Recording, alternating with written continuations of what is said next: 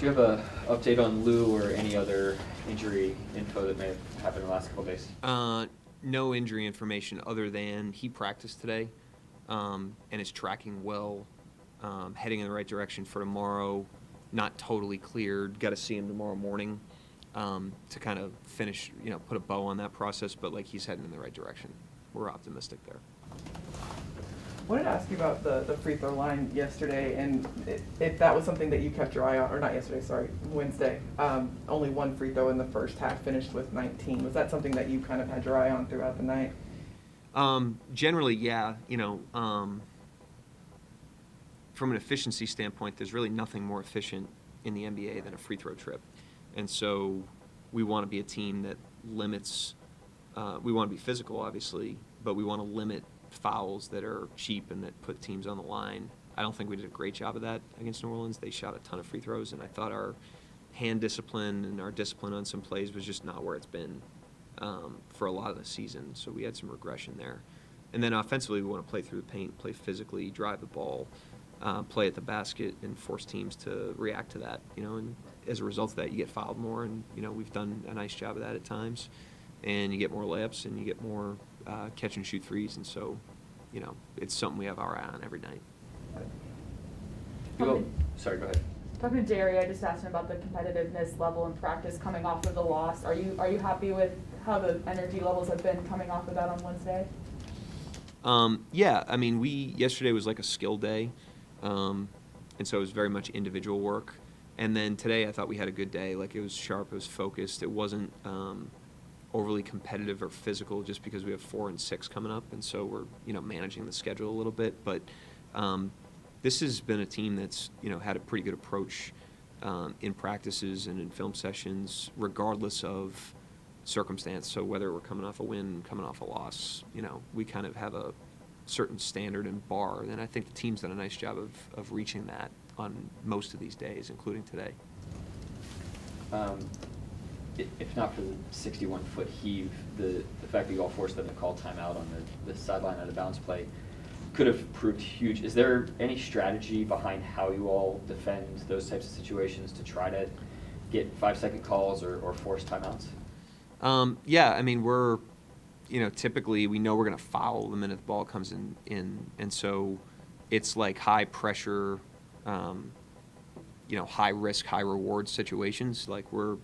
We're willing to take some risks there to switch, cross match, try to get steals, try to deny, because anytime you're losing the game that late in the game, I think you can operate under the premise of okay, unless we make something happen, we're going to lose, and so I think your appetite for risk goes up when you do that, and I think those situations are a good example. When a team's trying to get the ball in bounds under 24-second shot clock and you're going to be fouling, the appetite for risk goes up because, the alternative to that is just letting the game run out, so.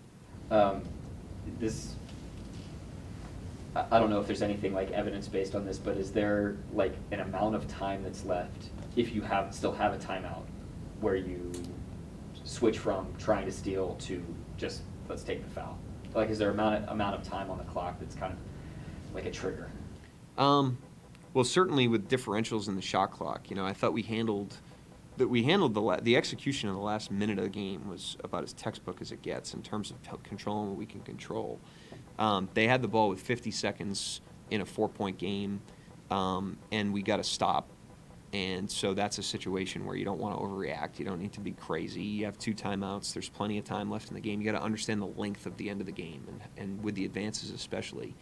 And then we scored because they fouled us, and then we scored on a bank. Shea banked the ball in, and then there's a 4-second differential, and I thought our guys on the court did a really good job of recognizing the situation because there's 28 seconds on the game clock, 24 on the shot clock, and we're down by 1, and so we don't need to do anything other than just get a stop.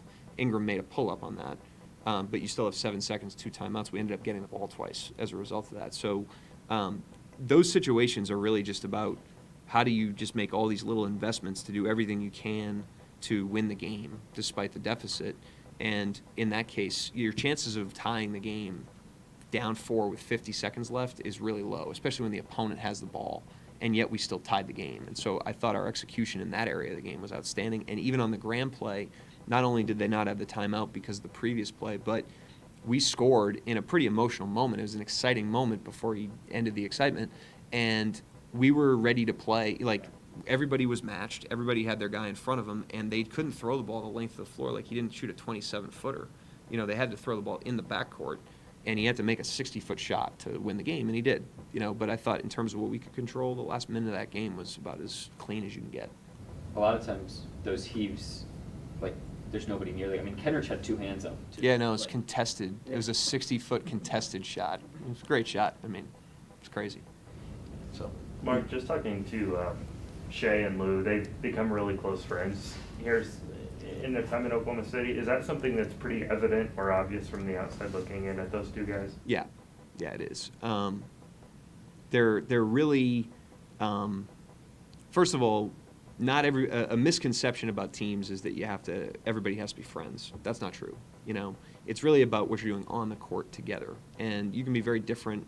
You know, some people are 30 with families, and some people are 19 and they've never lived away from home before, and so we don't necessarily require that. But when it happens organically and it exists, it's pretty special. It's pretty cool, and I think there's examples of great teams that part of why the whole is better than the sum of the parts is because the relationships away from the floor impacts that. And I think with those guys in particular, that's the case.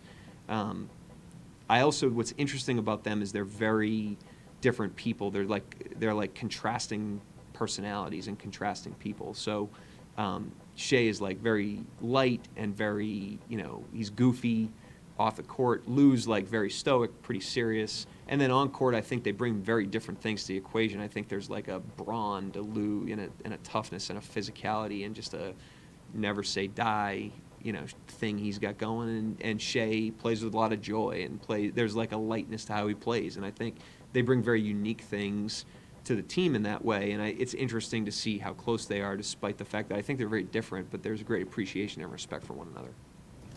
One more for me, just going back to Nick's question about the execution in the late game.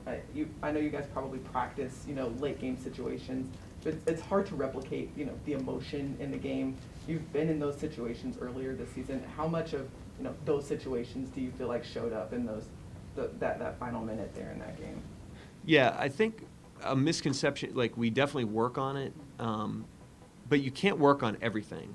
You don't know the exact situation. So really, the main skill that we're trying to work on in those situations is critical thinking. Is can you just get everyone present and thinking critically about what's going on in the moment? So you don't know, we were down one after we banked a 3 in with 28 seconds left. You don't know what the differential is going to be. You don't know what the score is going to be. You don't know who's going to have the ball. But the best chance you give yourself is if you've got 5 guys on the court, actively engaged mentally and looking and seeing, okay, what's happening and what does this moment require? And that's where creativity comes from, is that awareness and that presence. And so we're really trying to train that more than we're trying to paint by numbers of okay, if this happens, we do this. If that happens, we do that. When you develop the critical thinking skill, then you're strengthening a muscle that can apply to every situation, which is ultimately what we'd like to get to. And so we've been in a lot of those situations this year. We've handled some well. We've handled some poorly. We've taught through all of them. But really what we're trying to teach is a presence of mind and an awareness that allows you to critically think about what's happening and what the moment requires.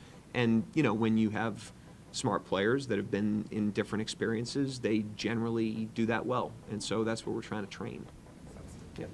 Harris and I talked to Mike Muscala the other day, and he had mentioned, just in light of the game winner they hit in Toronto, there was a similar play that you ran against the Clippers the first time you saw him. He didn't really like the way that he personally reacted on that play. Just your thoughts on him kind of getting a second crack at it and performing more to his standard, and maybe just what you think it says about him to be able to be introspective in that way and then go out and do it better the next time.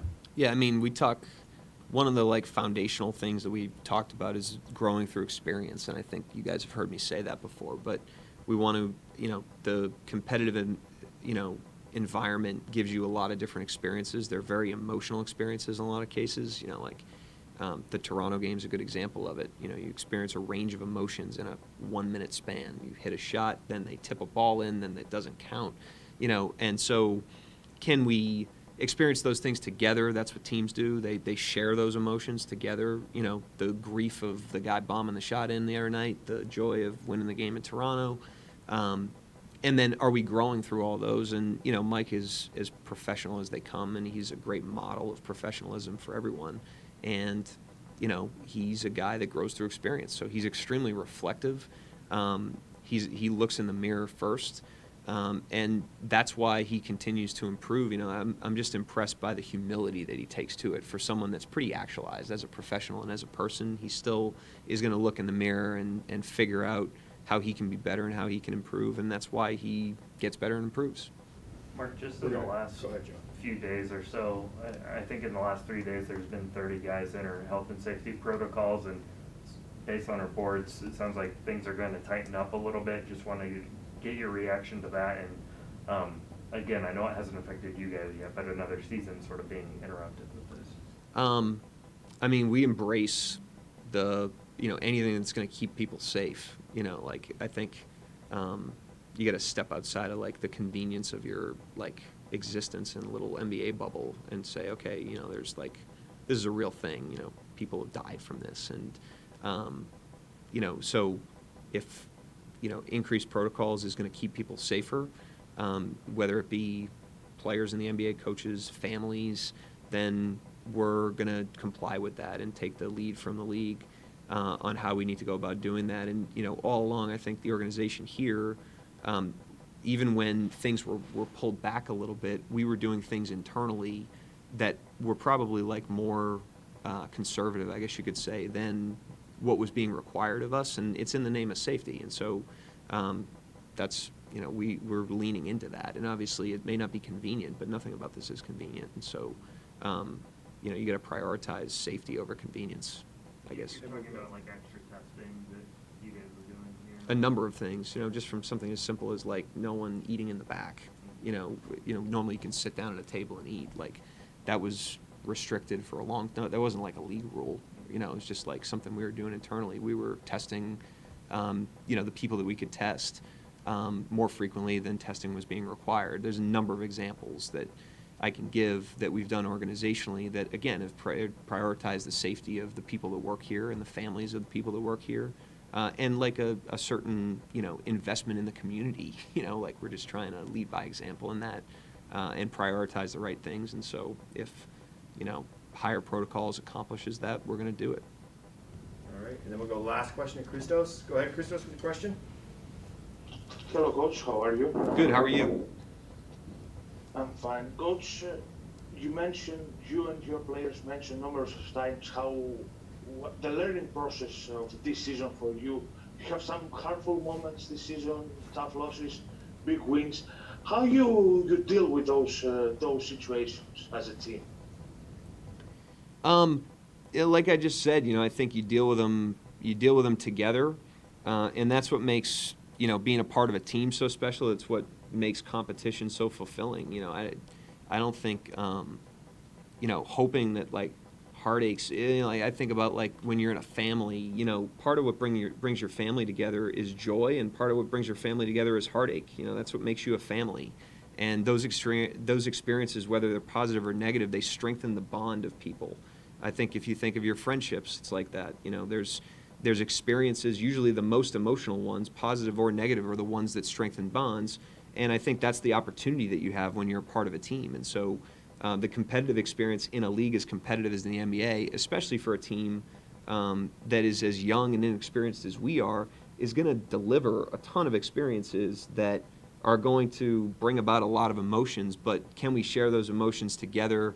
And can we navigate those experiences together and grow through those experiences together? And when you do that, that's how you strengthen your bond as a team, and that's how you ultimately, in our opinion, can have a whole that's better than the sum of the parts. That's a huge intangible that contributes to that. And so, you know, the other night was not, you know, enjoyable for anybody, you know, watching a guy bomb a shot in to lose a game, but hopefully there's no one we'd rather be going through that with than each other. And that's, I speak for myself when I say that, and that's part of competing, and it's part of the competitive experience.